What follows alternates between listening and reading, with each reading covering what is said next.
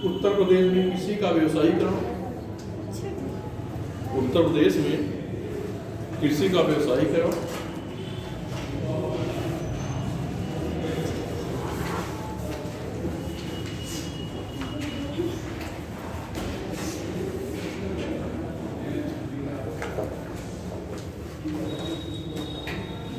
व्यवसायीकरण एवं कृषि फसलों का उत्पादन एवं कृषि फसलों का उत्पादन है। उत्तर प्रदेश में कृषि का व्यवसायीकरण एवं कृषि फसलों का उत्पादन, एग्रीकल्चर क्रॉप,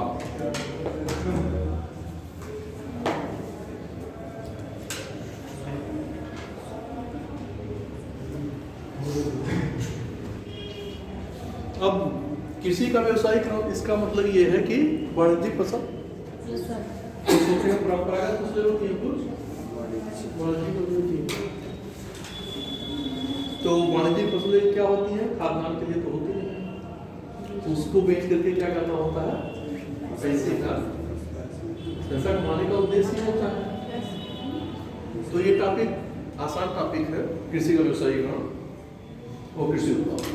तो आप ये जानते हैं कि उत्तर प्रदेश में कृषि के उत्पादन, किन किन फसलों के उत्पादन में उत्तर प्रदेश का प्रथम स्थान है? गन्ना है, गेहूं है, आलू जैसे। तो इन सारी फसलों के उत्पादन में क्या है? प्रथम स्थान पे। खाद्यान्न के उत्पादन में भी प्रथम स्थान पे है। लेकिन क्या अब मान लीजिए क्वेश्चन आपसे बोलता है कि पूछ लिया जाता है उत्तर प्रदेश में खाद्यान्न उत्पादन तथा इसके स्तर का मूल्यांकन कीजिए। एक प्रश्न आपके सामने ये बन गया, खाद्यान्न की स्थिति क्या है, फसलों की स्थिति क्या है और किस स्थान क्या है। तो आपको उसमें एक्चुअल टॉपिक है, आपको उसमें दिखाना है कि किन किन फसलों में प्रथम है और किन किन फसलों में द्वितीय तृतीय स्थान पे है। इस रूप में आपको दिखाना है। उत्तर प्रदेश के विषय में आपको लिखना है कि किस प्रकार की जोत है, सीमांत जोत की बहुतायत है। तो सीमांत को सीमांत किसान से आप बोलते हो, इसका मतलब 1 हेक्टेयर से कम भूमि से भूमि कैसी होगी? और जोत का आकार क्या होगा? छोटा होगा, क्योंकि पॉपुलेशन क्या है? अधिक है। क्षेत्रफल के अनुसार पॉपुलेशन क्या है? अधिक है। तो पॉपुलेशन यदि अधिक होगा, जैसे मान लिया ऐसा नहीं कि जो है सीमांत जोत है वो लोग पास बड़े जोत हैं, कुछ लघु होंगे, कुछ मध्यम होंगे और कुछ बृहद। तो लेकिन यूपी का किस रूप में है? सीमांत जोत की बहुतायत है। जब जोत छोटा होगा, खेत छोटे होंगे तो उत्पादक क्या होगा? बड़े होंगे तो उत्पादकता क्या, उत्पादन क्या होगा? ज्यादा होगा। अब मान लीजिए 10 लोग काम करने वाले हैं, जमीन है थोड़ी है, तब 10 लोगों की उत्पादकता कहाँ आ पाएगी? नहीं आ पाएगी। मान लीजिए कि अगर यही 10 लोगों के बीच में भी 20 बीघे होती, 2 हेक्टेयर होता, तो उत्पादन क्या होता? प्रॉफिट तो हो सकता। लेकिन स्थितियां ऐसी हैं और दिन प्रतिदिन आप ये भी देख रहे हैं कि सड़क निकल रही है, नाली निकल रहा है, नहरें निकल रही है, रोडें बन रही है, तो जमीन क्या हो रहा है? पॉपुलेशन क्या हो रही है? बढ़ रही है। फिर धीरे धीरे आप ये भी देखेंगे कहीं सिंचाई की व्यवस्था नहीं है। तो जब वो परंपरागत तकनीक पे जो है काम हो रहा है, नई टेक्नोलॉजी को अपनाने के लिए भी जो है जोर खुला नहीं। आज भी लोग क्या है परंपरागत खेती कर रहे हैं। वाणिज्यिक या वैज्ञानिक आधार पे कृषि आज भी नहीं हो पा रही है। तो अगर उन आधारों पे कृषि नहीं हो पा रही है तो उत्पादन क्या होगा? उत्पादकता। अब ये नहीं पता हमें किन तत्वों के हमारे मिट्टी में कमी है, हमारी मृदा में किन तत्वों की कमी है। पता चला वही परंपरा क्या है? यूरिया, पोटास, सुपर, डीएपी आप डाल रहे हैं। लेकिन आपको ये जानना होगा कि हमारी जमीन में किन तत्वों की कमी है। मान लीजिए आप पैसा तो खर्च कर रहे हो सकता है जिन चीजों को आप डाल रहे हो, जिन खाद को उर्वरक को, हो सकता है उनकी कमी ना हो सकता है उनकी किसी, लेकिन आप पैसा अपना संसाधन क्या कर रहे हो? तो कर रहे हो। अगर वही चीज अगर खेती का सवाल टेस्टिंग हो जाए तो आपको ये पता चल जाएगा कि इसमें कमी किन चीज़ों की है, तो आपकी लागत क्या हो जाएगी, कम हो जाएगी, उत्पादकता क्या हो जाएगी, बढ़ जाएगी। तो इन सारी चीज़ों पे क्या हो रहा है कि आप इससे क्या कर रहे हो, समझौते हैं।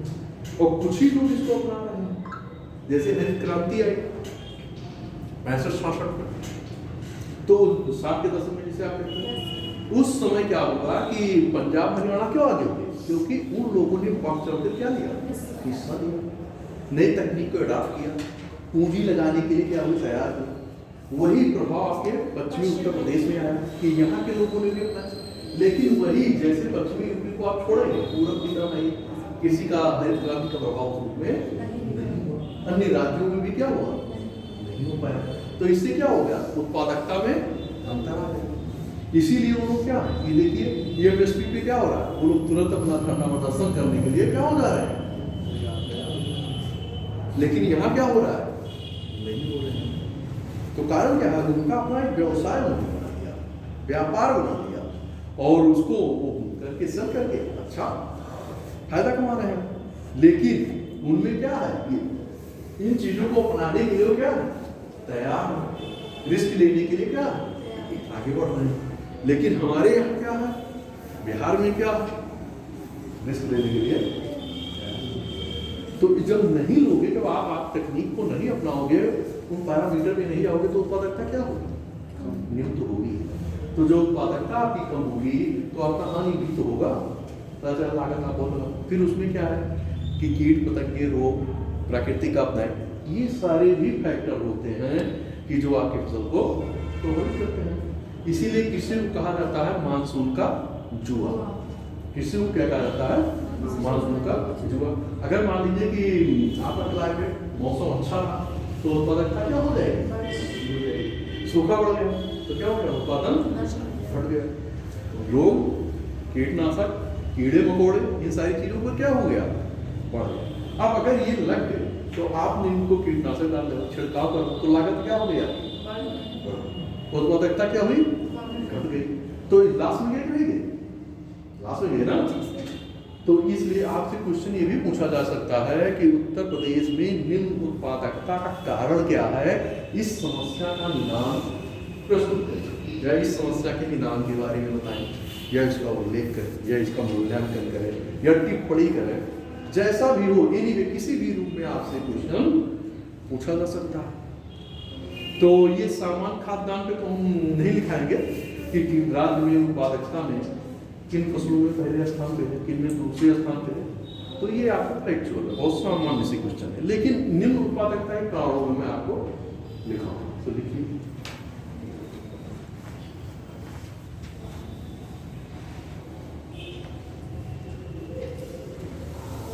कहीं दिक्कत तो नहीं आ रही, अभी दिक्कत हो तो पूछ लीजिए, वैसे बीच बीच में हम रुक के आपको बताते रहेंगे, है ना, कि जहाँ वो होगा मैं रुक के बताऊंगा। उत्तर प्रदेश में किसी की निम्न उत्पादकता, मैं प्रश्न इसलिए बोल देता हूं कि जिससे मान लीजिए इस टाइप के प्रश्न आपसे बन जाए। निम्न उत्पादकता मैं प्रश्न बना के इसलिए बोल देता हूं कि मान लीजिए ऐसे ही प्रश्न पूछ लिया जाए, तो जब प्रश्न हम कई प्रश्न बोलेंगे तो आपके मन में ये चीज आएगा कि ऐसे प्रश्न बनते हैं, और इस प्रकार के प्रश्न बनने की संभावना है। और जब इस प्रकार की प्रश्न बनने की संभावना, तो उस पर हमें लिखना क्या है, इस चीज को भी मैं बताता हूँ कि इसमें आपको क्या देना है और किस स्पेस में देना है, किस स्पेस में देना है, ये भी ध्यान दीजिए, तभी तो हमारा एक अच्छा आंसर होगा। नहीं पता चला हम एक ही चीज लिखे चले जा रहे हैं, कुछ और पूछ रहा है, हम प्रश्न को समझ ही नहीं पा रहे हैं, तो इस प्रकार से लिखने से काम नहीं चलेगा। उत्तर प्रदेश में किसी की निम्न उत्पादकता के कारण, निम्न उत्पादकता के कारणों का उल्लेख करें।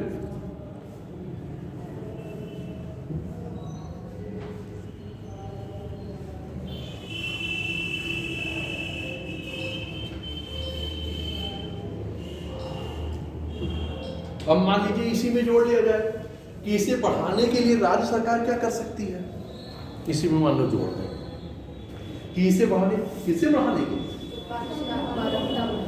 ऐसा नहीं कि इसमें जोड़ने का मतलब ये हो गया कि वो निम्न उत्पादकता को बढ़ाने, भाई सरकार निम्न उत्पादकता के बारे में थोड़ी काम करेगी, सरकार तो ये काम करेगी कि प्रोडक्शन क्या हो। और आप ये जान रहे हैं कि भारत की मैक्सिमम पॉपुलेशन की डिपेंडेंसी किस पे है? किसी पे, किसी पे। जैसे उस दिन अभी मैंने पिछले क्लासों में भी चर्चा की है कि प्राथमिक क्षेत्र में कितने प्रतिशत लोग हैं, कितना प्रतिशत आय हो रही है? प्राथमिक क्षेत्र में कितने प्रतिशत आय हो रही है? द्वितीयक क्षेत्र, तृतीयक क्षेत्र, मैंने बताया था सबको कि कितने कितने प्रतिशत है। आपके बजट में भी आता है, बजट आपके जल्दी ही आने वाला है, उसमें भी आप देखेंगे कि प्राथमिक क्षेत्र में, द्वितीयक क्षेत्र में और तृतीयक क्षेत्र में। प्राथमिक में आप जानते हैं कि कृषि, पशुपालन, मत्स्य पालन, ये सारी चीजें आती हैं। द्वितीयक में उद्योग, है ना। तृतीयक में सर्विस, सेवा क्षेत्र। सेवा क्षेत्र में भी मैंने बताया था क्या क्या चीजें शामिल की जाती हैं। तो प्राथमिक क्षेत्र की जो अभी तक पिछले रिस्टेट का जो बजट है अभी वही माना जा रहा है, नया आया नहीं, उसी को मानेंगे। तो उसमें कितना योगदान है? बोलिए, जो आ रहा बोलिए, हमने बताया है 20%। और जो है आपके द्वितीयक में 30%, और तृतीयक में 100 से दोनों डिग्री घटा लीजिए, नहीं आप है, इसका मतलब 46। तो कहने का मतलब क्या है कि अगर आपको दो मालूम है, तीसरे को 100 से क्या कर लीजिए, घटा लीजिए, आपको तो कम मालूम हो जाएगा। मान लीजिए आपको दो को जो है सेवा का मालूम हो, मान लीजिए किसी और सेवा का मालूम हो, तो दो का नहीं, घटा कर निकाल लीजिए। तो बहुत ज़्यादा परेशान होने की जरूरत नहीं है, बस केवल दो पकड़ लीजिए, है ना। तो उससे आपका काम, मान लीजिए प्रारंभिक परीक्षा में से पूछ लेता है, दो को आपको याद है, तीसरा नहीं, निकाल लीजिए, आसान से होता है, परेशान होने की जरूरत नहीं। लिखिए,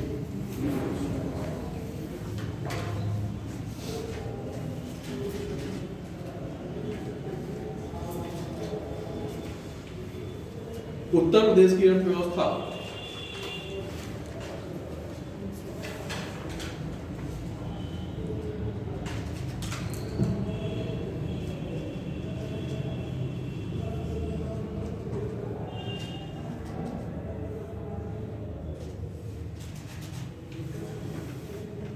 अर्थव्यवस्था मुख्य रूप से कृषि पर आधारित है, कृषि पर आधारित है।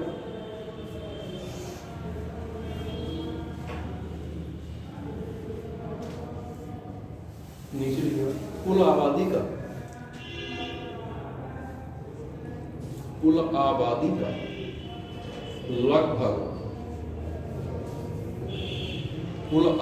का लगभग 65%, 65% हिस्सा कृषि पर निर्भर है। अब आप इसी से अनुमान लगा लीजिए कि मैक्सिमम लोग किस पे निवेश है, किस पे आश्रित है, कृषि पे है। मतलब 100 में 65 किस पे है, लगभग 65 लोग किस पे है, कृषि पे। तो जीविकोपार्जन कहाँ से हो रहा है, कृषि से। और केवल जीविकोपार्जन ही नहीं हो रहा है, बल्कि उद्योग के लिए रॉ मटेरियल भी कहाँ से जा रहा है, आपके इसी लैंड से। तो केवल एक क्षेत्र को नहीं देख रहा है, कई चीजों को क्या कर रहा है, प्रभावित कर रहा है ना। आगे देखिए,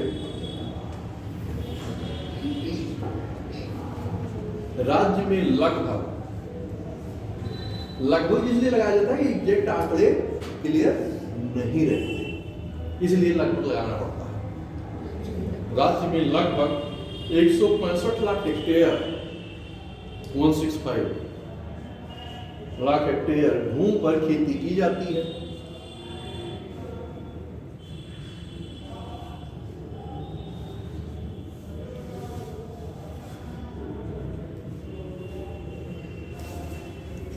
नीचे उत्तर प्रदेश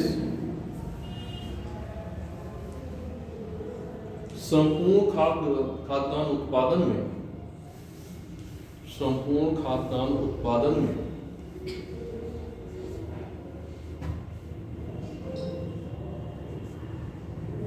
राज्यों में सर्वोच्च स्थान पर है।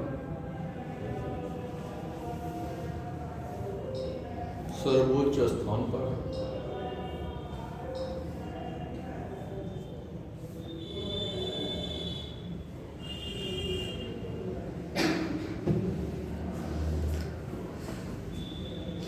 खाद्यान्न में तो सर्वोच्च स्थान पे है, लेकिन उत्पादकता में क्या होगा? लेकिन उत्पादकता में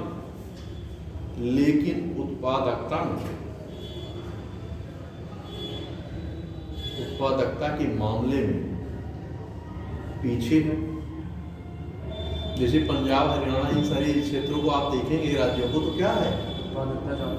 अधिक है ना। तो आपकी उत्पादकता क्या हो गई? कम है ना, तो आप पीछे भी तो होंगे। आगे लिखिए, नीचे लिखिए। उत्तर प्रदेश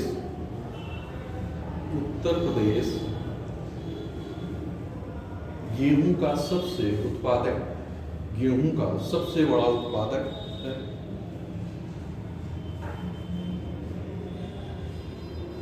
अब आपने तो लिख लिया कि गेहूं में सबसे बड़ा उत्पादक है, लेकिन इसी के साथ जुड़ा हुआ है, लेकिन उत्पादकता में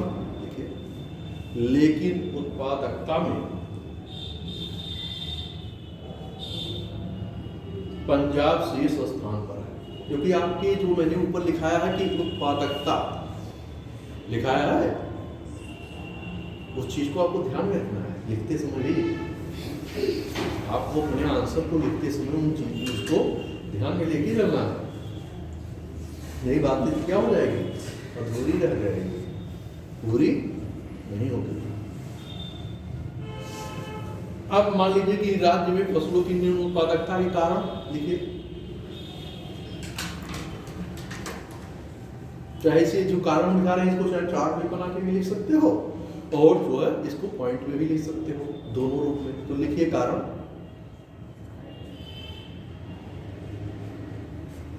राज्य में फसलों का निम्न उत्पादकता के कारण,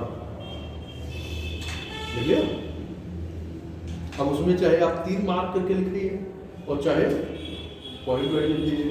पॉइंट डालने की जरूरत नहीं, पॉइंट ही आप पॉइंट डालें, बस उसको क्रमवार आप लिख दें। लिखिए, भूमि पर जनसंख्या का अधिक दबाव, भूमि पर जनसंख्या का अधिक दबाव, इन चीजों को जो है आप बहुत सामान्य रूप में सोच करके लिख सकते हैं, क्योंकि कृषि से संबंधित चीजें हैं। और जिसके पास जमीन, हमें लगता है जमीन तो सबके पास होगी, इसमें जितने लोग आते हो सकता है कम जाते हो, क्योंकि सभी लोग गांव से जुड़े होंगे। मान लीजिए आज शहर में रह रहे हैं, लेकिन कहीं ना कहीं मूल निवास रहा होगा, हो सकता है कि कुछ लोगों की ओरिजिन यहीं सिटी में, लेकिन उनका भी तो पहले रहा होगा कुछ लोग ऐसा भी होगा कि भूमिहीन भी होंगे, है ना। ऐसा नहीं है कि सबके पास भूमि है, कुछ भूमिहीन भी होंगे, कुछ लोगों के पास कुछ भी नहीं होगी, दुकान खोला होगा, कुछ लोग काम करने वाले होंगे, तो बहुत प्रकार की चीजें हैं। तो इसलिए इन चीजों पे क्या है, कृषि को आप रोज देखते हो अपने अगल बगल, तो इसमें बहुत सारी चीजें आप स्वतः जानते हो, बहुत सारी चीजें स्वतः आप जानते हो। तो इसको समझने में थोड़ा क्या होती है, आसानी होती है। जिससे आप 2-4 रोज होते रहते हो, वो चीजें बहुत आसान होती है। आपकी आंखों के सामने जो चीज बराबर पड़ती रहती है, तो चीज याद करने की जरूरत नहीं पड़ती, आप खुद याद हो जाता है। बहुत सारी चीजें होती हैं कि जिसे आप पहली बार ही देखते हो, है ना, लेकिन वो चीजें क्या हो जाती है, याद हो जाती है। कारण उसका क्या है, क्योंकि आपका ध्यान कहाँ है, वहीं पे। अभी आप कोई मूवी देखते हो, कोई स्टोरी सुनते हो, तो उसमें से बहुत सारी चीजें आपको क्या हो जाती है, क्यों हो जाती है, क्यों याद हो रही है? उसका कारण होगा ना, क्योंकि आपकी रुचि क्या है, आपका इंटरेस्ट वहां जग गया, लेकिन यहाँ इंटरेस्ट वो नहीं जग पाया, और इसलिए वो चीजें याद हो जाती है। अभी आपसे कोई बात कर रहा हो, तो बात जो आप करते हो वो चीजें क्या हो जाती हैं, लगभग याद रहती हैं कि नहीं फला ने मुझे ये कहा था, अच्छा ठीक है समय आने तो बताते हैं, है ना। तो ये सारी चीजें क्या होती हैं, याद रहती हैं। लिखिए, खेत का छोटा आकार या जोत का छोटा आकार जोत का छोटा आकार,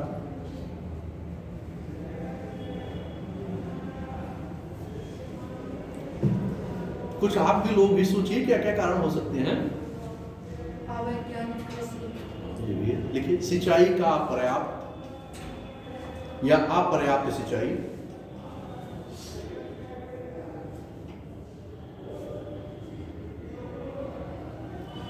ऋण और विपणन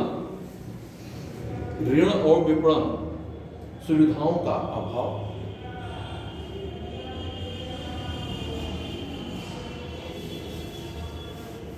अगला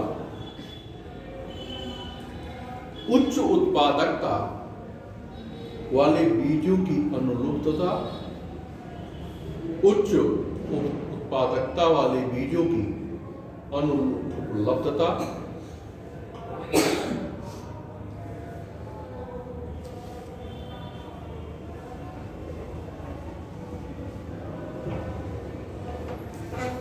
अगला उर्वरक कीटनाशकों का उचित मात्रा में प्रयोग का न होना, जैसे भी हमने बताया था उचित मात्रा कब होगा, जब मृदा की जांच होगी। पता चल रहा है कि आपको बुखार है, पता चला टाइफाइड की दवाई आ रही है, तो कितना काम करेगा, काम करेगा। तो मिट्टी को कुछ और चाहिए, आप कुछ और दे रहे हो, तो क्या होगा, वो मिट्टी के लिए भी क्या नुकसानदेह है, फायदा नहीं पहुंचाएगा, और आपकी उत्पादकता को भी क्या करेगा, कम करेगा। आगे लिखिए संस्थागत कारक, संस्थागत कारक में क्या लिख सकते हो,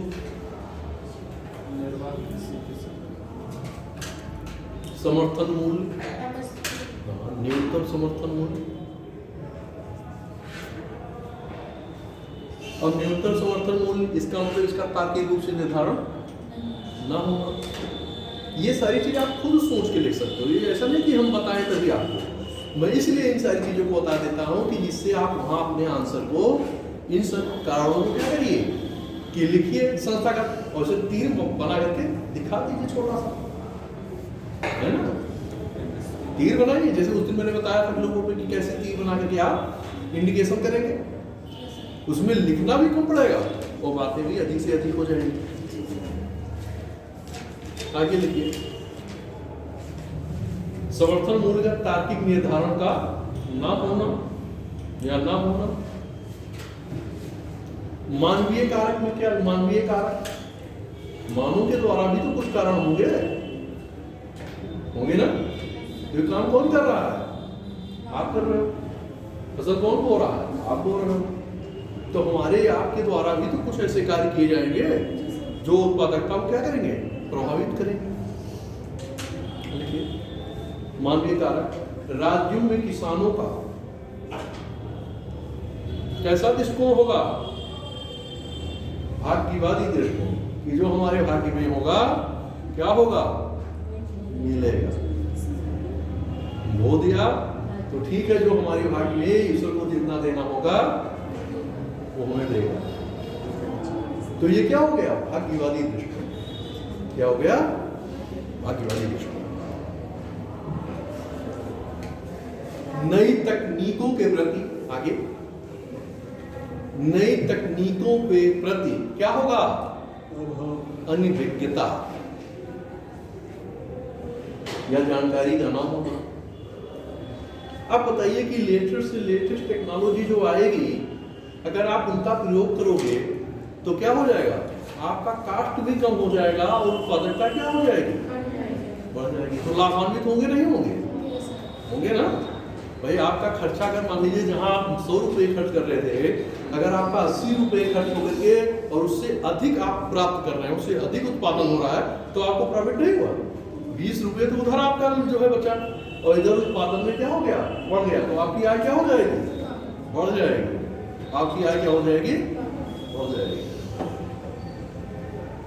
राज्य में कृषि उत्पादकता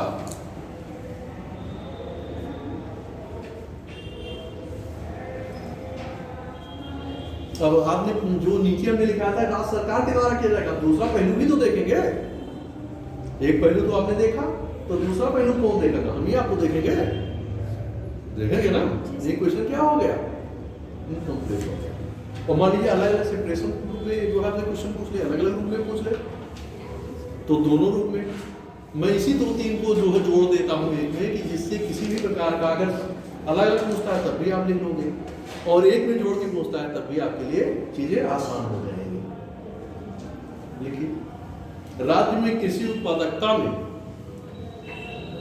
वृद्धि हेतु या वृद्धि के लिए राज्य सरकार द्वारा किए जाने वाले प्रयास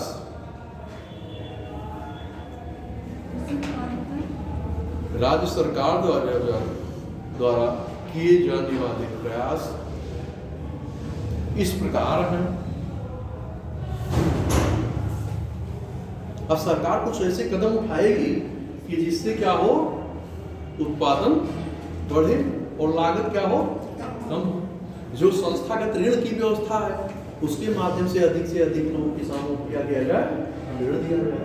आपके फसल का क्या हो, उचित मूल्य मिले।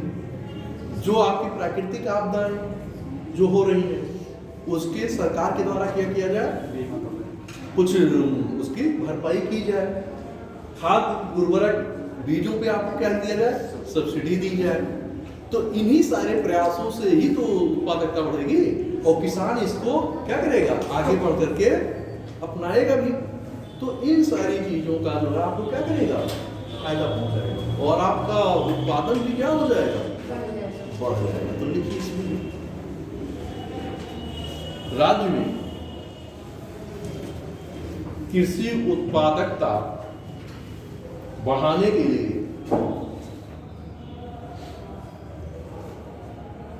राज्य सरकार के प्रयास, अब इसको चाहे डायग्राम में बना लीजिए चाहे पॉइंट में कर लीजिए, है ना, जिस भी प्रकार की आपकी इच्छा हो।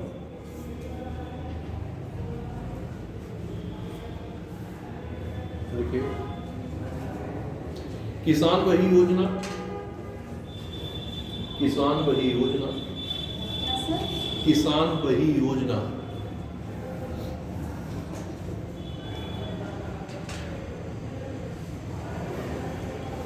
किसान क्रेडिट कार्ड योजना, केसीसी जिसे कहते हैं।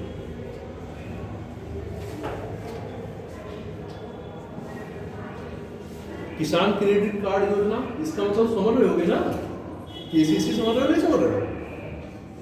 आप लोग बोल नहीं रहे भाई, केसीसी जान रहे हो, नहीं जान रहे हो? नहीं जानते? कितने लोग नहीं जानते? नहीं जानते। चलिए बता देते हैं।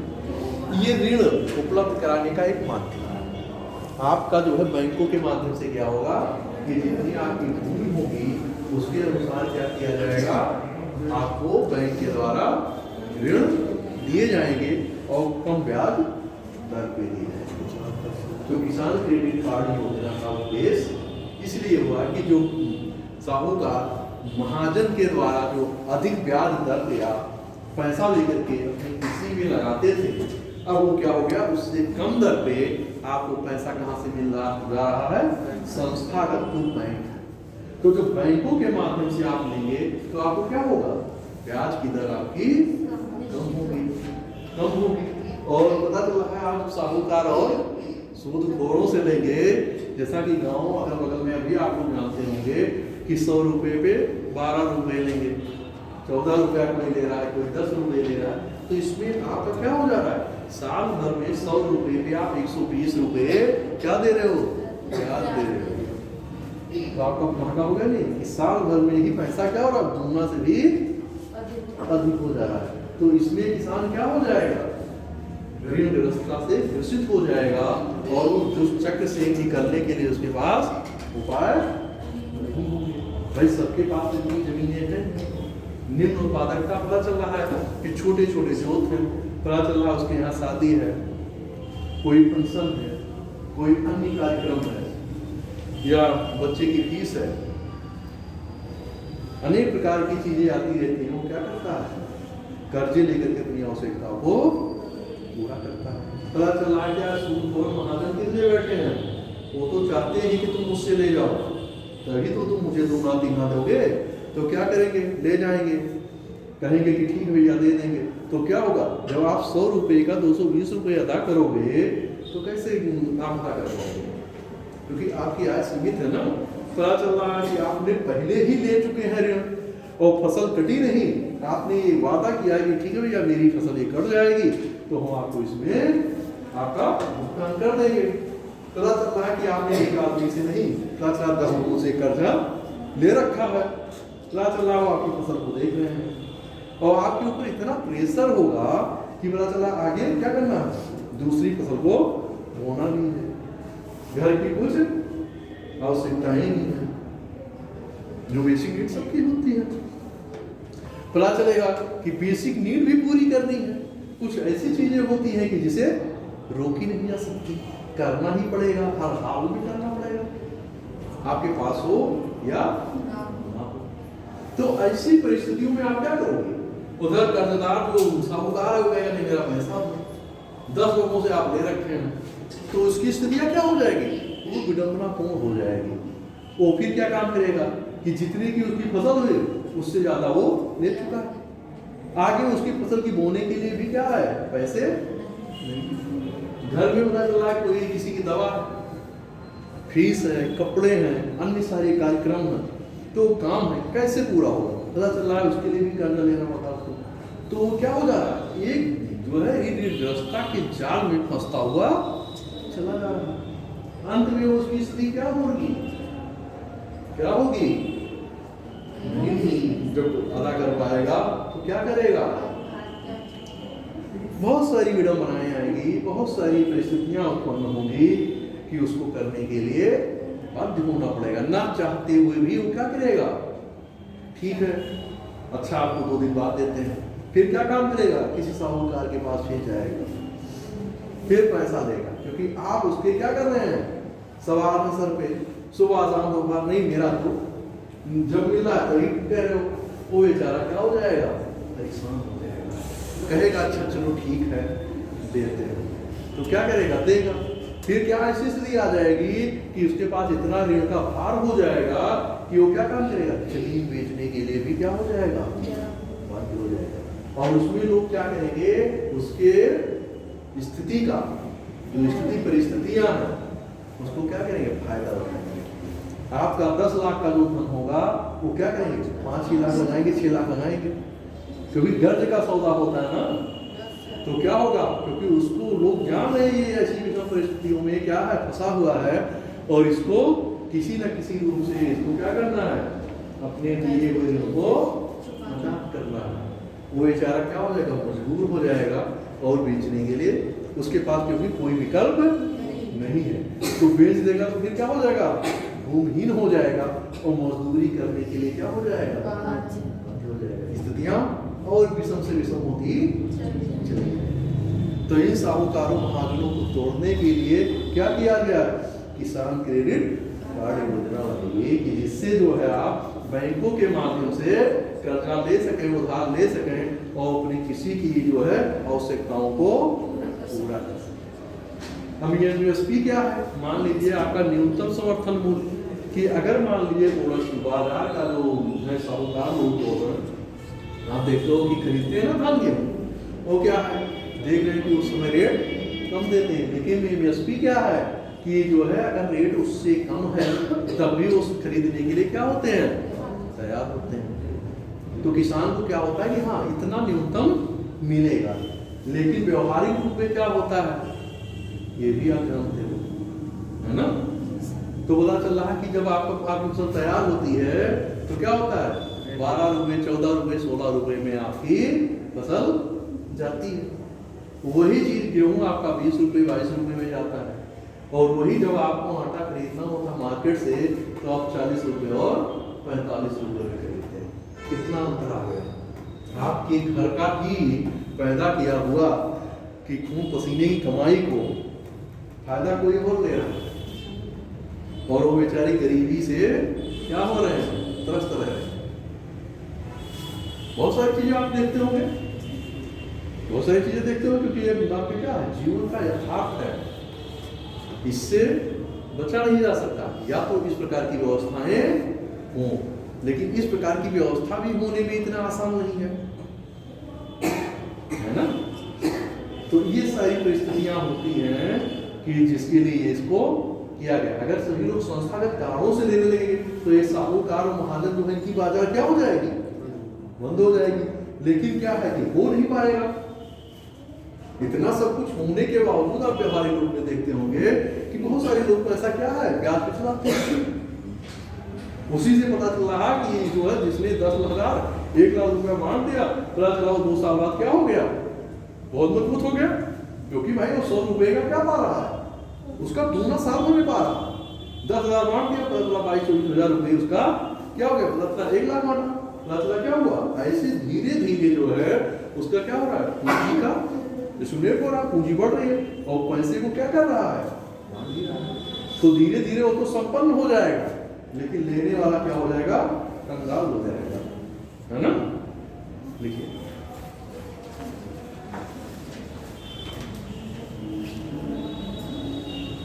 केसीसी सहकारी कृषि और किसान उत्पादक संगठनों को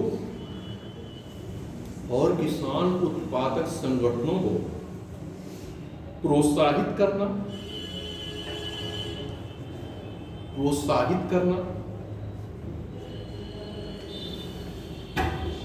खाद्य प्रसंस्करण नीति, अगला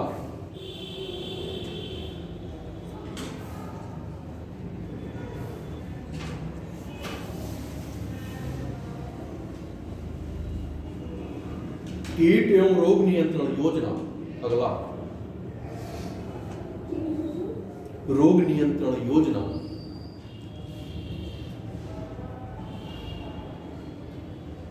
कृषि विकास योजना, अगला कृषि विकास योजना,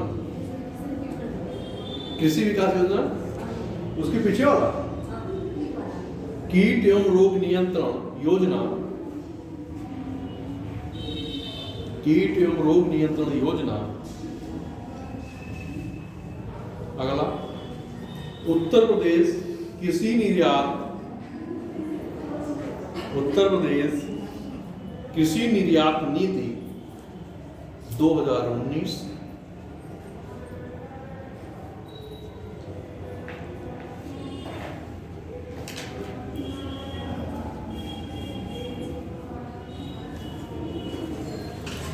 पर क्रॉप मोर ड्राफ्ट, पर क्रॉप मोर ड्राफ्ट,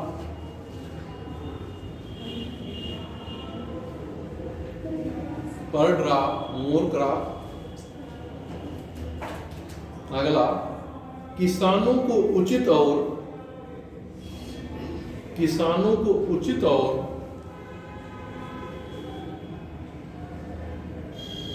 एकीकृत मूल्य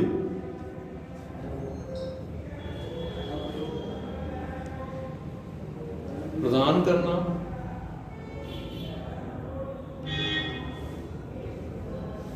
ये कुछ कारण जैसे ई मंडियां हैं, मंडियों से जोड़ना, ई मंडियां है ना, इलेक्ट्रॉनिक रूप से कि आप मंडियों में क्या रेट हो रहा है, आज का क्या रेट है, कल का क्या होगा, सुबह कुछ था दोपहर को कुछ हो गया, तो आप इन साधनों से क्या करोगे, मंडियों का रेट जान सकोगे। लेकिन ये कितने लोग जान पा रहे हैं, देखिए बात वही आ जा रही है फिर कि ये कितने लोगों तक ये जानकारी पहुंच पा रही है और कितने लोग उसका लाभ उठा पा रहे हैं। तो स्थिति आखिर क्या हो गई, वही की वही रह जा रही है, क्योंकि आपको क्या होना पड़ रहा है कि आप फिर उसी में क्या कर रहे हो कि जो 10 रुपए 12 रुपए 14-15 रुपए में अपने फसल को क्या कर रहे हो।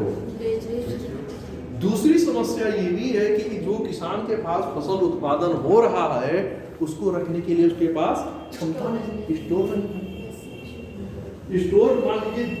दूसरी चीज कि उसके आप जाने उसके ऊपर भार इतना है कि वो जैसे फसल बिकती नहीं तब तक पता चल रहा है उससे ज्यादा उसके पास कर्जा रहता है।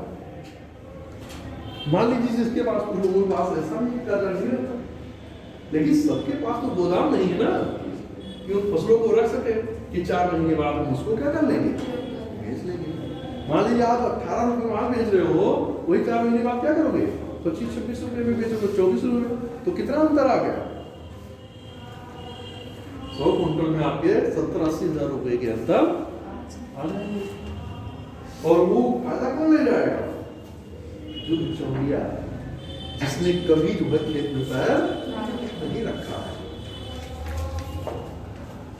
लेकिन आप देखते हो जो बनिया लोग होते हैं, जो खरीदार होते हैं, देखो उनकी स्थिति क्या है, उनकी कोई खेती है कुछ नहीं है ना।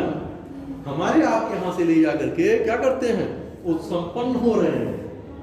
और आपको इस ठंडी में पता चल रहा है ऊपर से ओस पड़ रहा है, नीचे से पानी का ठंडा भी है, और इसमें आप क्या कर रहे हो, सिंचाई कर रहे हो। और ये जितने जानवर जंगली और ये सारी चीज घूम रहे हैं, कहाँ जा रहे हैं, शहरों में नहीं, आपके खेतों में। कहाँ जाएंगे, आपकी खेतों में। तो नुकसान किसका होगा, किसानों का। सबकी भरपाई कौन करेगा, किसान करेगा। और सबसे दिलदार भी कौन होगा, किसान। अभी देखिए गन्ने का सीजन चल रहा है, आप उसके खेत में पहुंच जाओ, 2 या 2 गन्ना चुने, तो कहेगा 2 या चुनो, 4 लेते भी जाओ। लेकिन किसी दुकान पे जाओ, क्या करेगा, कहेगा पहले पैसे दे दो। क्या कहेगा, पहले पैसे दे दो, नहीं क्या है, पतली गड़ी पकड़ लो, है ना। कहेगा ऐसा पतली गड़ी पकड़ लो, यहाँ उधार का खाता या फ्री का नहीं चलता। तो कौन हुआ, भले उसके पास वो गरीबी में परेशान है, लेकिन उसके पास क्या है, धीरे बहुत कुछ है, सब चीजों को स्वीकार करने की क्षमता है उसके अंदर, है ना। लेकिन जो भरा पूरा है उसके अंदर ये क्षमता नहीं है। अभी 4 लोगों को खिलाने के लिए कहिए तो क्या हो जाएगी, सारी चीजें खत्म हो जाएगी। बातें बहुत बड़ी चढ़ा के बोलेंगे, करने की बात जब आएगी तो क्या हो जाएंगे, पैर पीछे कर देंगे। लेकिन नहीं, ऐसे लोग भी हैं कि जो बढ़ चढ़कर हिस्सा भी ले रहे हैं। ऐसा नहीं, दोनों प्रकार के लोग हैं, लेकिन बढ़ चढ़कर हिस्सा लेने वालों की संख्या बहुत कम है, लेकिन लेने वालों की संख्या बहुत है ना। तो इन सारी परिस्थितियों को जो आप व्यवहारिक रूप में देखेंगे, तभी असलियत आपको समझ में आएगी, है ना। महलों से देखने पे बड़ा अच्छा लगता है, एसी में बैठ करके देखने से बड़ा अच्छा लगता है कि मौसम का मिजाज कैसा है, मौसम कैसा है, बड़ा सुहाना मौसम। लेकिन जब 50 डिग्री टेम्परेचर का तापमान आपके ऊपर पड़ता है और ऊपर से नीचे तक पसीने की जब बूंदें गिरती हैं, तब पता चलता है वास्तव में क्या है जीवन, है ना। ठंडी गर्मी हर मौसम की बात है। तो कहने का मतलब ये है कि व्यवहारिक जब तक आप देखोगे नहीं, सिद्धांत और व्यवहार में अंतर होता है। बहुत सारी चीजें होती है जो हमारे आपके जीवन में सिद्धांत से नहीं चल सकती। व्यवहारिक रूप में आपको क्या करना होगा, उतरना पड़ेगा। आप बहुत तो नहीं, ऐसा हम कर ही नहीं सकते, लेकिन परिस्थितियां ऐसी डिमांड करती हैं, ऐसी बाध्य कर देती हैं कि आपको करना पड़ता है। आप किसी से बहुत नाराज हो, ठीक है, एनीवे, लेकिन कुछ ऐसी परिस्थितियां होती है कि आप उसे देखना नहीं चाहते, लेकिन ऐसी परिस्थितियों में भी आप क्या करते हो, देखना नहीं, आप बढ़ चढ़ के मदद ही करते हो अपने पास से, अपने संसाधन को लगा करके, और आप करने के लिए क्या हो जाते हो, बाध्य। तो परिस्थितियां डिमांड करती हैं कि किस सिचुएशन में आप, जैसे आप कहते हो नहीं, अब मेरा इसका 36 का आंकड़ा हो गया, मैं कभी नहीं इसे देखना चाहता, लेकिन फिर भी आपको क्या होना होता है, परिस्थितियां ऐसी घुमा देती हैं कि आपको मजबूर होकर के। तो बहुत सारी स्थितियों का मूल्यांकन जो है स्थितियां और परिस्थितियां करती हैं, हम आप चाह के भी वहां नहीं कर पाते, है ना। लिखिए इसको, राज्य सरकार के उपयुक्त प्रयासों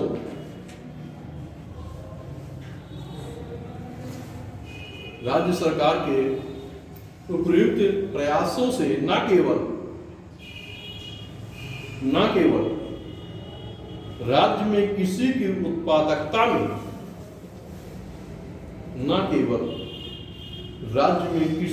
उत्पादकता में सुधार होगा,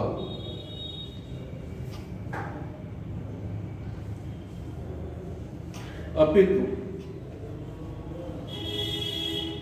यह राज्य सरकार के लक्ष्य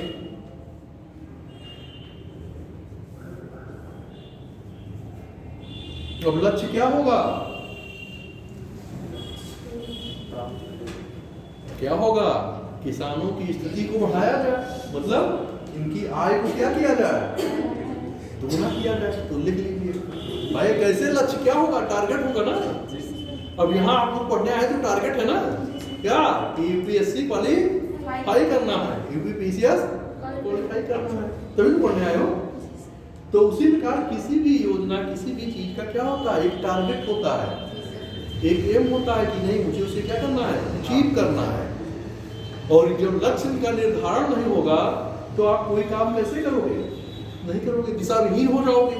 और दिशाविहीन कार्य करने से क्या होता है? सफलता नहीं मिलेगी, बल्कि क्या हो जाएगा? आज जुड़ जाएगा आगे। सफलता के आगे क्या जुड़ जाएगा? आज जुड़ जाएगा। इसका मतलब असफलता है ना।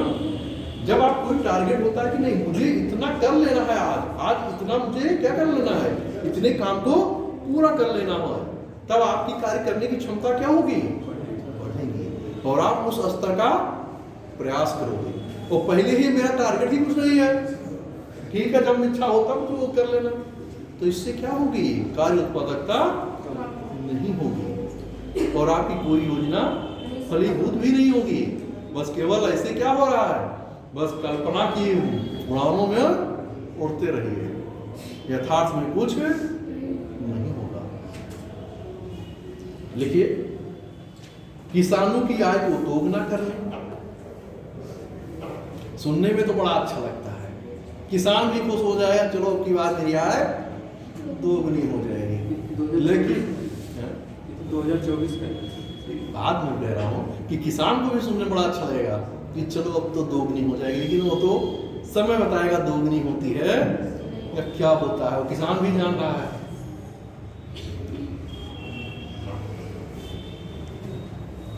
आज दोगुना करने में सहायक साबित होगा। अब जैसे ये चीजें हैं, अब आपके लिए मानी की गई, तो आपको जब मिलेगा तभी तो आप जानोगे कि हमें लाभ मिला, और अगर नहीं मिला तो आप कहोगे मुझे नहीं मिला।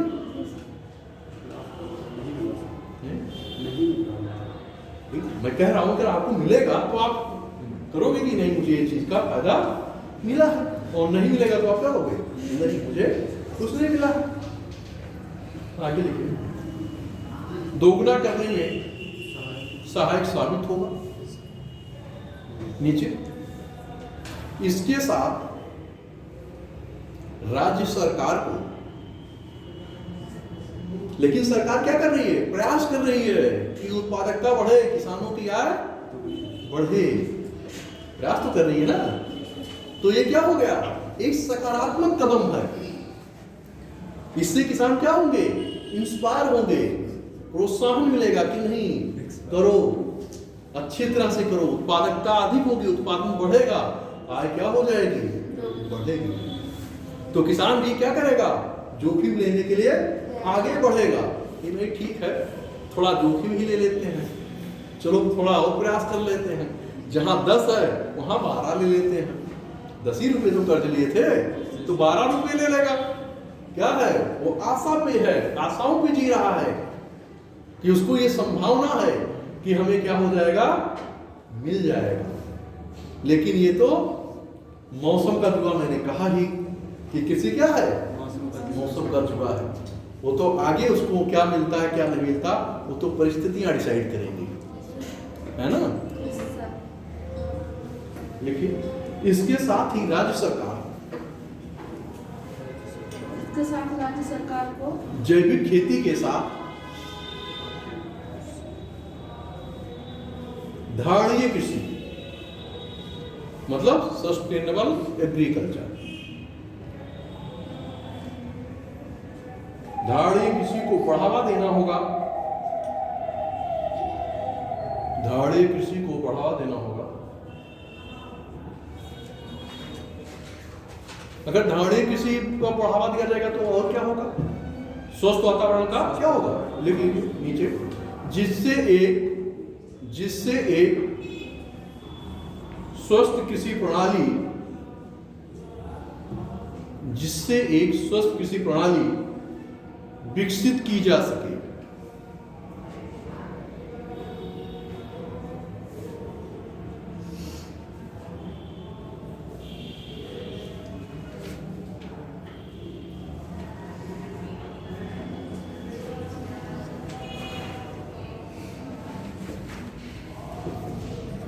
मान लीजिए आपसे पूछा जा सकता है कि उत्तर प्रदेश में किसी व्यवसाय के ऊपर टिप्पणी है ना, या ये पूछा जाता है हरित क्रांति के प्रभावों का मूल्यांकन करें, है ना।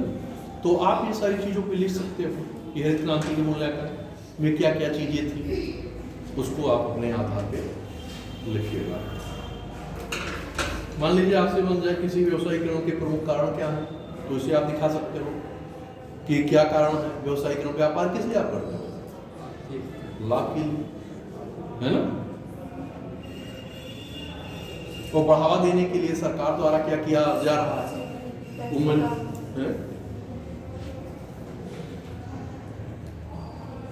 अब हम लोग एक देखेंगे समानता पे, है ना, कि मान लीजिए व्यवसायीकरण होगा तो कोई क्षेत्र अधिक विकसित होगा, कुछ लिखिए। उत्तर प्रदेश में किसी फसलों के उत्पादन में क्षेत्रीय असमानता के क्या कारण? क्षेत्रीय असमानता के कारण, ऐसा लिखो।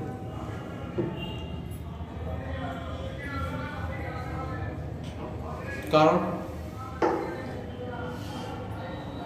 अब इसी में जोड़ सकते हो, इसके समाधान सुझाइए या इसके समाधान के उपाय बताइए। अब ये आपसे पूछा जा रहा है कि आप बताओ तो क्या क्या कारण हो सकता है?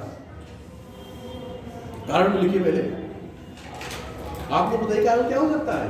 इतना चर्चा मैं कर चुका हूं, अब भी कारण आपके साथ नहीं है। आप बोले कुछ क्षेत्रों में सिंचाई की अनुपलब्धता, सिंचाई की सबसे पहला प्रमुख कारण है सर उत्तर प्रदेश में जो हरित क्रांति आना और पश्चिम उत्तर प्रदेश में। लिखिए भौगोलिक कारण, भौगोलिक कारण, सिंचाई सुविधाओं का अभाव, मतलब सिंचाई सुविधाओं का पर्याप्त विकास नहीं, हरित क्रांति का प्रभाव। देखिए आप लोगों के पास सब कुछ आप जानते हो, बस क्या है उसे इकट्ठा नहीं कर पा रहे। ऐसा नहीं कि आप नहीं जान रहे, बस ये नहीं कि इतना नहीं आपको ज्ञात है कि हमें दिखाना क्या है। मैं कारण क्यों दिखा दे रहा हूं? इसीलिए मैं कारण नोट कर रहा हूं कि जिससे आप क्या कर सको, जान सको कि इसमें हमें लिखना क्या है। जब तक आपको ये नहीं पता होगा कि मुझे इसमें लिखना क्या है, तब तक आप आंसर कैसे लिखोगे? हमें ये तो पता होना चाहिए कि इसके विषय में चर्चा की जानी चाहिए, और जब आपको ये ज्ञान हो गया मुझे इसके विषय में चर्चा करनी है, तो आंसर लिखना क्या हो गया? आसान है ना। और जब यही नहीं पता होगा कि हम क्या लिखें क्या ना लिखें, किन चीजों के बारे में लिखें, तब आंसर लिखना कठिन हो जाता है। लिखा उन्होंने हरित क्रांति, जोत का क्या होगा? छोटा आकार होगा। सामान्य चीजें हैं ये सारी चीज, तो आप खुद ले सकते हो। और क्या होगा? जागरूकता का क्या होगा? किसानों में जागरूकता का अभाव। और क्या होगा? प्रशिक्षण सुविधाओं का क्या होगा? प्रशिक्षण सुविधाओं के विकास में भिन्नता, सुविधाओं के विकास में भिन्नता। अब जैसे मान लीजिए कि कहीं मान लीजिए मेरठ में जो चीज दिया जा रहा है प्रशिक्षण, मान लीजिए आपकी बस्ती में, तो जो प्रशिक्षण देने वाला है उसके प्रशिक्षण में कुछ अंतर होगा नहीं होगा? डेफिनेटली होगा। तो भिन्नता होगी ना। क्षेत्र की भी क्षमता होती है, होती नहीं होता? धर्म के क्षेत्र में विशेषता होती है, भिन्नता होती है, सामुदायिक के रूप में भिन्नता होती है, तो ऐसे आपकी इसमें भी तो भिन्नता होगी, एक जैसी तो नहीं हो सकती ना। भाई हमारे हाथ में 5 उंगलियां होती है, 5 बराबर होती है? नहीं होती। जबकि आपका ही हाथ है, आपके ही पंजे हैं, तो जब बराबर नहीं होगी तो विषमता क्या होगी? स्वाभाविक चीजें हैं कि विषमता आएगी। तो लिख लो ना इसमें, मैंने क्या कहते हैं कारण आपको बता दिया। और सोच सोच के 2-2, 3-3 लाइन एक एक में आप क्या करिए, लिख दीजिए, कंक्लूजन करा देते हैं।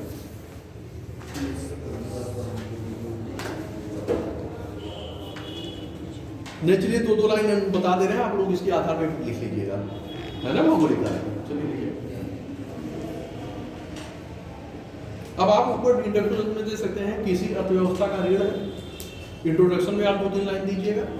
फिर भौगोलिक कारक में, जैसे भौगोलिक कारक में क्या होगा, किसी क्षेत्र में वर्षा की मात्रा क्या होगी, किसी क्षेत्र में क्या होगा, वर्षा की मात्रा कम होगी, किसी क्षेत्र में आप देखेंगे क्या होगा, सूखा की समस्या होगी, है ना। तो ये सारी चीजें क्या होती है, किसमें आ जाएगा, भौगोलिक कारक में। किसी क्षेत्र में आप देखोगे कि कीटनाशक का, कीटों का अधिक प्रभाव होगा, है ना। भाई कीड़े मकोड़े यानी इंसेक्ट वाले जो है ज्यादा प्रभावित करेंगे, और कुछ क्षेत्रों को क्या करेंगे, कम प्रभावित करेंगे। कुछ जगहों पे आप देखोगे कि बीजों की उपलब्धता उस रूप में नहीं होगी, कुछ जगहों पे अधिक होगी। कुछ जगहों पे आप देखते होंगे कि उर्वरक खाद समय पे खाद नहीं मिल पा रही है, और कुछ जगहों पे मिल रही है। तो इससे क्या होगा, ये सारी चीजें क्या करेगी, कृषि को आपको क्या करेगी, प्रभावित कर देगी। क्या कर देगी, प्रभावित कर देगी। ऐसे अन्य कारणों में, हरित क्रांति में हमने देखा कि पश्चिमी यूपी में इसका क्या हुआ, अधिक से लाभ उठाया गया, लेकिन पूर्वी यूपी में क्या हुआ, उसका फायदा उस रूप में नहीं मिल पाया, है ना। तो ऐसे आप देखोगे कि ऋण वितरण में या प्रशिक्षण में, है ना। तो इन सारी कारणों को सोच, आपको ये नहीं कि रखना, खुद से सोचिए और सोच कर कैसे लिखे। मैं तो रट के नहीं बोल रहा हूँ ना, मैं तो बहुत व्यावहारिक भाषा में बोल रहा हूँ, आम जन की भाषा में बोल रहा हूँ। इसी आम जन की भाषा में आपको क्या कर देना, लिख देना, और आपका आंसर भी क्या हो जाएगा, आप कहीं दिक्कत। और मैंने कई जगह बताया कि आप जो निष्कर्ष लिखोगे, निष्कर्ष को हमेशा चेंज फॉर्मेट करेंगे, इंट्रोडक्शन को हमेशा चेंज फॉर्मेट करेंगे। ऐसा नहीं कि हमेशा जितने प्रश्न आप लो सबके इंट्रोडक्शन में आप 2-3 लाइन जो पढ़ते रहो, एकदम वही अपने शब्दों को चेंज करिए, है ना। मैंने कई फॉर्मेट में देखिए चेंज करके लिखा है, बताता हूँ। तो इन चीजों पे क्या हुआ कि आपका आंसर बेहतर फॉर्मेट में होगा। नंबर कैसे मिलेंगे, जब लोगों से अलग होगा, और जब सबका एक ही जैसे होगा तो क्या होगा, नंबर अच्छे नहीं मिलेंगे। इसलिए हमें क्या करना है, औरों से अलग करना है। क्या करना, मेहनत उतना ही की जाए और उतना ही दिखाया जाए या लिखा जाए कि जिससे मुझे क्या हो जाए, मेरा उद्देश्य हो जाए। पता चल रहा है आपने 10 पन्ना लिख दिया, नंबर पा रहे हो 4, आपने आधा पेज लिख दिया, नंबर पा रहे हो 8। तो आधे पेज पे फोकस किया जाए ना, आधा पेज क्या है, याद भी होने में आसानी होगी, और 10 पन्ना याद करने में क्या होगा। तो उसी आधे पेज पे ही क्यों ना करो, चीजों को समझिए, एलोबरेट करिए अपने आप से, है ना। परिभाषा बनाना, ऐसा तो नहीं कि कोई परिभाषा को याद करके रट के बोल रहे हैं, आप रट के तो बोल रहे हैं, हम लोगों ने भी सीखा ही होगा, ऐसे आप लोग भी सीख सकते हो।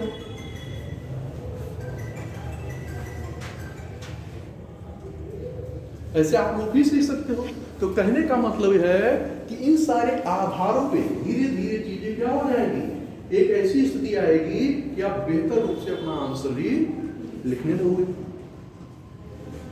लेकिन उसके लिए आपको क्या करना होगा, मेहनत करना, प्रयास करना। ऐसा नहीं कि एक दिन आपने लिखा फिर उसके बाद कॉपी उठाई और उठा के बंद करके रख दिया, चलो ठीक है लिख लेंगे, तो वो चलो लिख लेंगे, वो समझ ही नहीं आएगा। ऐसे थोड़ा बीतता चला जाएगा, आप लिखने नहीं पाओगे। जो आवे ठीक है, आप अच्छा लिख पा रहे हो, ठीक है, लेकिन 10 दिन 15 दिन बाद आपकी लेखनी भी वैसी मैच्योरिटी आनी शुरू हो जाएगी। पहले 8 दिन 10 दिन 15 दिन जो लिखोगे तो आप अच्छा आंसर नहीं लिख पाओगे, नो डाउट, मैं जानता हूँ नहीं लिख पाओगे, लेकिन उससे निराश नहीं होना। कुछ तो लिख रहे हो, एक ही पेज से, आधा पेज से, कुछ तो आपने शुरू किया। यहाँ कुछ नहीं आप कर रहे थे, कुछ से तो कुछ बेहतर है, लेकिन कुछ समय बाद क्या हो जाएगी आपकी स्थिति बेहतर हो जाएगी। और ये केवल इसी पेपर में नहीं, हर पेपर में हो जाएगी। वही तो विकास करना है। और अगर आपने इसको विकसित कर लिया तो होने की सिलेक्शन होने की प्रायिकता भी क्या हो गई, आपके सोचने का जो विजन है वो क्या हो जाएगा, विस्तृत हो जाएगा। जो वाइड एरिया है आपका क्या हो जाएगा, बड़ा हो जाएगा। और नहीं तो क्या होगा, एक संकुचित दृष्टिकोण में ही क्या रहेंगे, बंधे रहेंगे। तो इसलिए क्या करना है, बेहतर रूप में, और जितना ही बेहतर रूप में आप करने का प्रयास करेंगे, दिक्कतें आएंगी, लेकिन दिक्कतों से डरना नहीं। हो सकता है ठीक है कोई बेहतर इसमें लिखा है, हो सकता है उतना बेहतर नहीं, लेकिन एक स्थिति आएगी आप भी बेहतर लिख लो। सबकी कैपेसिटी बराबर नहीं है, इसमें इतने लोग हो, सबकी IQ लेवल एक जैसा नहीं है, सबकी लेखनी एक जैसी नहीं है, सबके शब्दकोश एक जैसे नहीं होंगे, सबके बोलने की कला एक जैसी नहीं होगी। तो भिन्नता है कि नहीं है, जबकि एक ही क्लास में पढ़ाया जा रहा है, लेकिन अभी मैं एक प्रश्न बोलूं तो जितने लोग लिखोगे उतने प्रकार के लिखोगे ना। तो भिन्नता तो यही हो गई, क्योंकि मैं तो बता रहा हूं सबको एक ही चीज ना, बता रहा हूं एक ही चीज ना। तो भिन्नता देखिए यही पे तुरंत का तुरंत क्या हो गया कि भिन्नता आपको दिखने, अब दिखने क्यों लग रही है, इसलिए लग रही है क्योंकि सबकी समझने की क्षमता अलग अलग है, सबकी समझने की क्षमता अलग अलग है। तो उस आधार पे इन चीजों को आपको क्या करना होगा, लेखन में भी आप इस बार किसी की राइटिंग बेहतर फॉर्म में होगी कि कहाँ पे किस शब्दों का चयन किया जाना चाहिए, और कुछ का क्या होगा, जो आ रहा होगी चलो ठीक है, ऐसा भी हो। लिखिए आगे।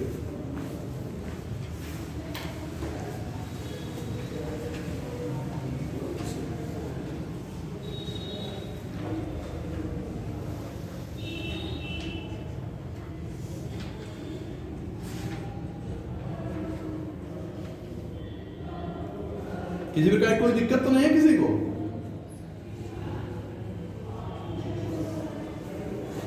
अब आता है नवीन वानकी। वानकी मतलब बंसी, है ना। तो वानकी में आप क्या कर सकते हो, कितने प्रकार के वन होते हैं, उष्णकटिबंधीय, उष्णकटिबंधीय वन, शुष्क वन, शीतोष्ण वन, ये सारे आते हैं ना, ये नहीं आते? ये सब आप लोगों ने पढ़ा भी होगा वहां। तो लिखिए,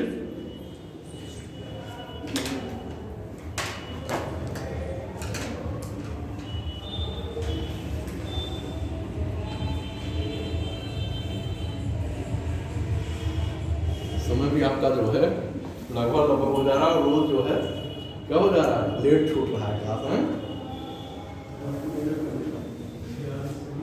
अब आप देखिए उत्तर प्रदेश में कितने प्रकार की वन, तो ऐसे 60 में हम बोलते हैं, लिखिए कितने प्रकार के वन पाए जाते हैं।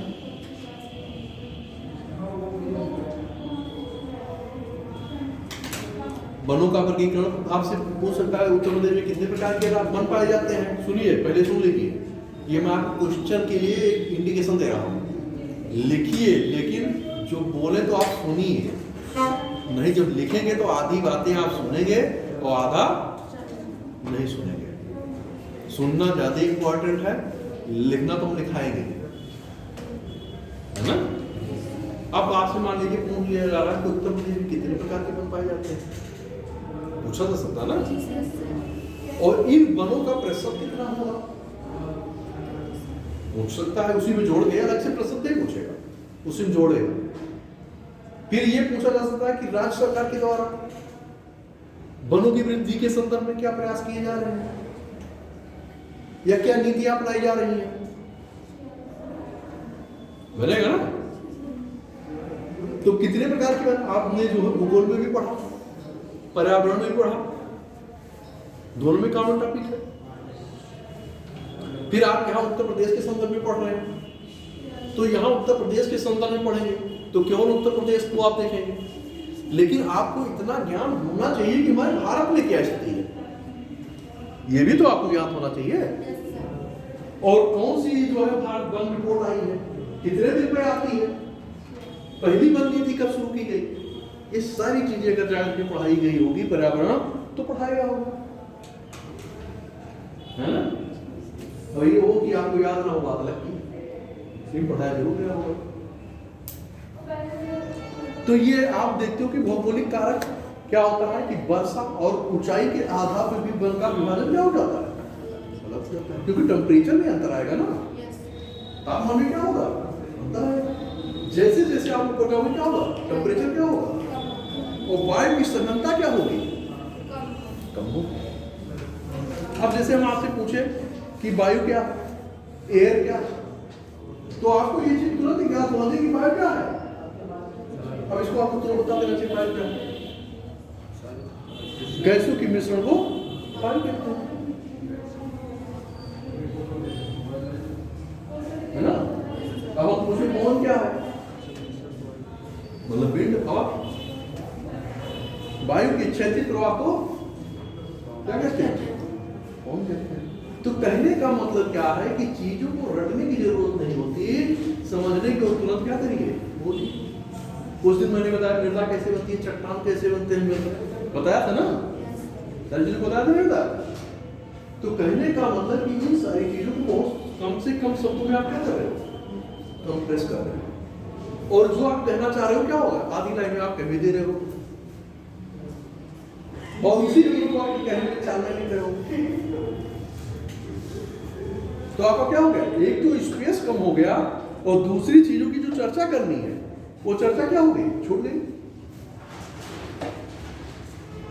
जिसके विषय में चर्चा करनी है चीजें क्या हो गई, आप वहां तक पहुंच ही नहीं पाए, तो आपका प्रश्न भी अधूरा रह गया, तो मार्क्स कहां से मिलेंगे, नहीं मिलेंगे ना, क्योंकि जो उसमें हमें मेंशन करना है, जो देना है, हम दे ही नहीं रहे हैं।